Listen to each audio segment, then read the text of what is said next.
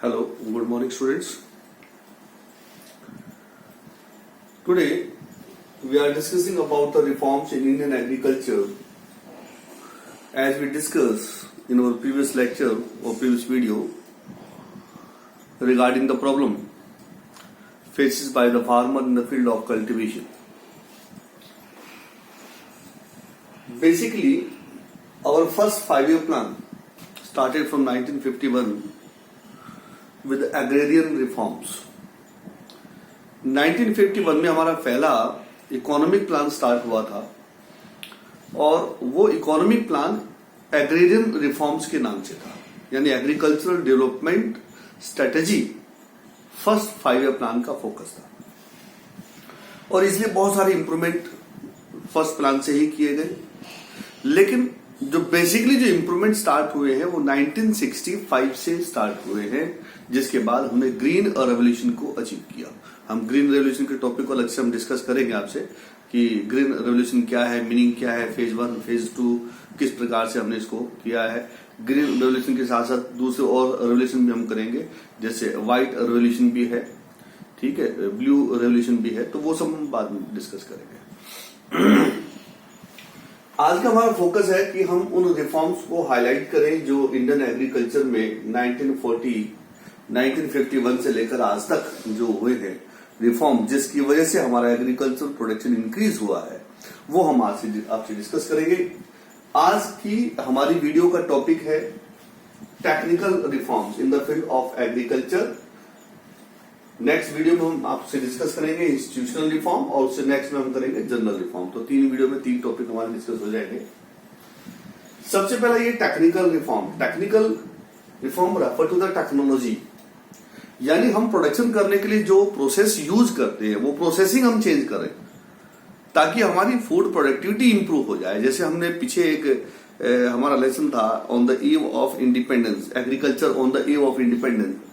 हमने उस लेसन में आपको बताया था कि 1951 में हमारा जो प्रोडक्टिविटी था वो 550 किलोग्राम वीट प्रोडक्शन था, जो आज इंक्रीज होकर 6 मल्टीपल से भी ज्यादा हो गया है पर हेक्टेयर लैंड। यानी 1 हेक्टेयर लैंड में उस समय लगभग 550 किलोग्राम वीट का प्रोडक्शन हम करते थे और आज उतने ही 1 हेक्टेयर लैंड में हम मोर देन 3000 किलोग्राम वीट का प्रोडक्शन करते हैं। How it is possible? It is due to the technical reforms and some general reforms and institutional reforms. तो ये रिफॉर्म्स उसके लिए रिस्पॉन्सिबल है। तो टेक्नोलॉजी, जो हम काम करने का, वर्क करने का जो तरीका है उसको बदल दें, जो इंस्ट्रूमेंट हम यूज करें उसको बदल दें, तो वो हमारा टेक्निकल रिफॉर्म्स है। तो क्या क्या टेक्नोलॉजिकल हमने रिफॉर्म्स किए हैं इन द फील्ड ऑफ एग्रीकल्चर, आइए सबसे पहले हाईलाइट करते हैं। In the field of agriculture, the basically requirement, हालांकि use of high yield variety seeds मैंने सबसे पहले लिखा है, लेकिन सबसे पहली रिक्वायरमेंट होती है साइंटिफिक फार्म मैनेजमेंट सिस्टम। क्या होता है साइंटिफिक फार्म मैनेजमेंट सिस्टम? देखिए, हम लोग एज ए फार्मर अपने फील्ड में गए, खेत को हमने समतल कर लिया, इक्वल कर लिया, लेवल में कर लिया, उसके बाद हमने उसमें जुताई कर ली, जुताई करने के बाद उसमें बीज डाल दिए, बीज डाल के हमने उसमें पानी डाल दिया, क्रॉप उगाई, उसमें खाद पानी जो कुछ डालना डाल दिया। This is not the scientific management system. ये साइंटिफिक मैनेजमेंट सिस्टम नहीं है। तो साइंटिफिक मैनेजमेंट सिस्टम क्या कहता है? फर्स्ट, सबसे पहला स्टेप साइंटिफिक मैनेजमेंट सिस्टम का, एनालाइज योर एनवायरमेंट। आप अपने एनवायरमेंट को एनालाइज कीजिए कि आपका एनवायरमेंट किस प्रकार की क्रॉप के लिए बेनिफिशियल है। सबसे पहला step. Second step, test your soil fertility, test your soil nature, soil fertility, दोनों को चेक करना होगा। सॉइल नेचर हमने चेक कर ली कि आपकी जो जमीन है उसकी मिट्टी जो है वो किस क्रॉप के लिए ठीक है और किस क्रॉप के लिए ठीक नहीं है। फिर उसमें कौन सा सीड डालना चाहिए, ये सब मिट्टी की जांच करने से पता लगता है। तो इनको टेस्टिफाई करना जरूरी है। यही साइंटिफिक मैनेजमेंट सिस्टम है। कब उसमें खाद डाली जाएगी, कितनी क्वांटिटी में खाद डाली जाएगी। देखिए, एक आपको कोई भी प्रॉब्लम होती है तो आपने कहा चलो ताकत का कैप्सूल ले लो भाई, मल्टीविटामिन कैप्सूल ले लिए, भाई क्यों ले मल्टीविटामिन कैप्सूल? आपकी बॉडी में जो से विटामिन की कमी है वही विटामिन लेना। लेकिन हम लोग की नेचर क्या है, टेक मल्टीविटामिन कैप्सूल, सारे विटामिन ले लो, जो डेफिशिएंसी पूरी हो जाएगी। This is not the good way, this is a wrong way. ठीक इसी प्रकार से किसान भी क्या करते, जितने प्रकार की खाद आती है सब खाद डाल देते हैं खेतों में। तो अब खाद में मान जमीन है, उसमें नाइट्रोजन की जो क्वांटिटी है वो जितनी होनी चाहिए उतनी है, फिर भी हमने उसमें वो डाल दी तो क्या होगी, वो एक्सेस हो गया। Excess will damage the things.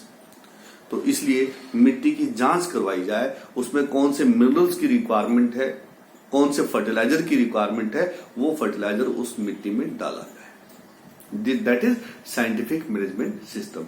सबसे पहला एनवायरमेंट की जांच करना, check environment. Second, check soil nature, then check soil fertility, then requirement of fertilizer should to check according to the soil nature, उसके अकॉर्डिंग सॉइल क्वालिटी के according, soil fertility के according, जो chemical की requirements है, जो fertilisers की requirement है उसको चेक किया जाए। और फिर उसमें सीड का सिलेक्शन हो कि कौन सा, क्योंकि बहुत सारी सीड की बहुत सारी वैरायटी आती है, तो कौन सा सीड आपकी सोल के लिए वैल्यूबल रहेगा, वो सीड सेलेक्ट करके उस फील्ड में आपको लगाना है। तो इस तरह से स्टेप जो लिए जाएंगे ना, स्टेप टू स्टेप, एक एक चीज समझ के, उस सिस्टम को बोलते हैं साइंटिफिक फार्म मैनेजमेंट सिस्टम। ये हमारा साइंटिफिक फार्म मैनेजमेंट सिस्टम है। और 1951 के बाद समय के साथ धीरे धीरे स्लोली, क्यों? क्योंकि यहां एक बड़ी समस्या है इलिटरेसी, अज्ञानता। दूसरा जनरेशन गैप, कि जो ओल्ड एज पर्सन है वो फोर्स करते हैं, नहीं हम जो कर रहे हैं वो ठीक है। न्यू जनरेशन जो एजुकेटेड है वो अपनी तरीके से काम करना चाहती है, लेकिन ओल्ड जनरेशन उसको कहीं ना कहीं रोकती है, फोर्स करती है कि नहीं हम जो कर रहे थे वो ठीक है, हमारे बड़े बुजुर्गों ने जो किया वो ठीक था, अभी तुम जो लोग जो कर रहे हो वो ठीक नहीं। तो वो कई सारी चीजें हैं हमारी इंस्टीट्यूशनल सिस्टम में, तो वो सब जो है प्रॉब्लम क्रिएट करती है। खैर, तो साइंटिफिक फार्म मैनेजमेंट सिस्टम धीरे धीरे हम सिस्टम को इम्प्रूव कर रहे हैं। आज हमारा फार्मर अवेयर हो गया है, वो सॉइल फर्टिलिटी को जांच करता है, चेक करता है, मिट्टी की जांच करवाता है, सीड मार्केट से अकॉर्डिंग टू सॉइल लेके आता है, उसको लगाता है, उसके बाद क्रॉप उसको मिलती है, तो अच्छी क्रॉप उनको मिलती है। ये हुआ। अब क्योंकि साइंटिफिक फार्म मैनेजमेंट सिस्टम हमने कर लिया, उसके बाद बाकी सब इंस्ट्रूमेंट आते हैं, जैसे use of high yield variety seeds. एक तो देखो सीड दो प्रकार के, एक सीड आपने जो क्रॉप लगाई उसमें से सीड बचा कर रख लिया नेक्स्ट क्रॉप के लिए। दूसरा, हम रिसर्च के थ्रू जो सीड डेवलप किए गए हैं हाई फर्टिलिटी के साथ में, उन सीड का यूज करें। तो 1965 के बाद बेसिकली हमने हाई यील्ड वैरायटी सीड्स का यूज करना स्टार्ट कर दिया है, और यही एक बेसिक रीजन है जो हमारी फर्टिलिटी पावर इंप्रूव हुई है। तो basic base for the development of the fertility power is to high yield variety seeds, ये हमने किया है। तो ये बेनिफिट हो गया। Use of chemical fertilizer before the adoption of new technology, we were not to use chemical fertilizers, but after 1965 we start to use chemical fertilizer according to the soil requirement। तो chemical fertilizers का हम use करना start कर दिए। हमारे पास कुछ data भी है जिसके थ्रू हम बता सकते हैं कि भाई कितना फर्टिलाइजर का इंप्रूवमेंट हुआ है। तो वो मैं आपको एक बार बताता हूं, थोड़ा सा मैं देख के।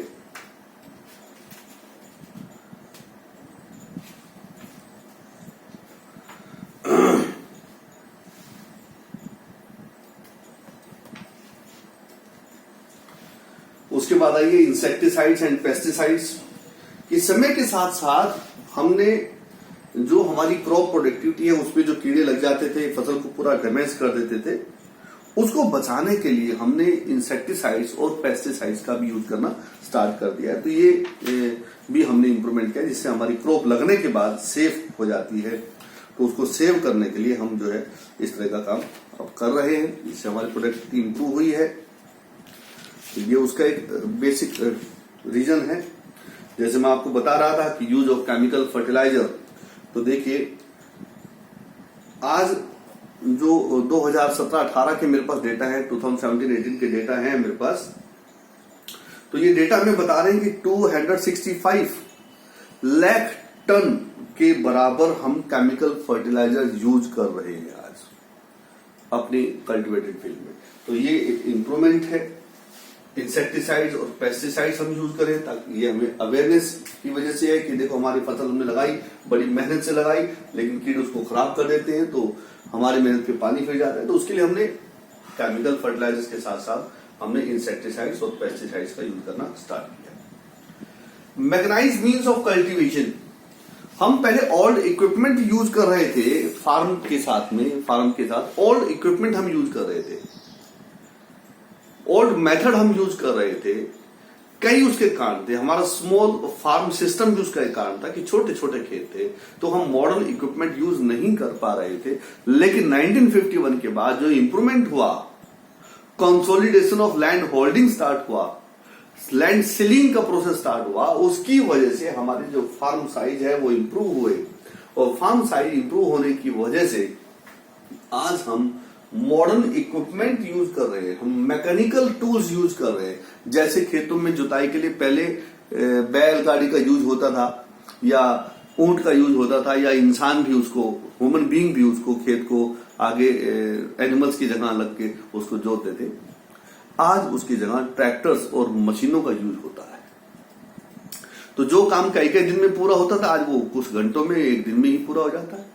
तो ये सब जो इंप्रूवमेंट हुआ है, ये टेक्निकल रिफॉर्म्स की कैटेगरी में आते हैं। ये सब टेक्निकल रिफॉर्म्स हैं, ठीक है। तो एग्जाम में क्वेश्चन आ जाता है, what are the technical reforms, explain technical reforms in the field of Indian agriculture after independence.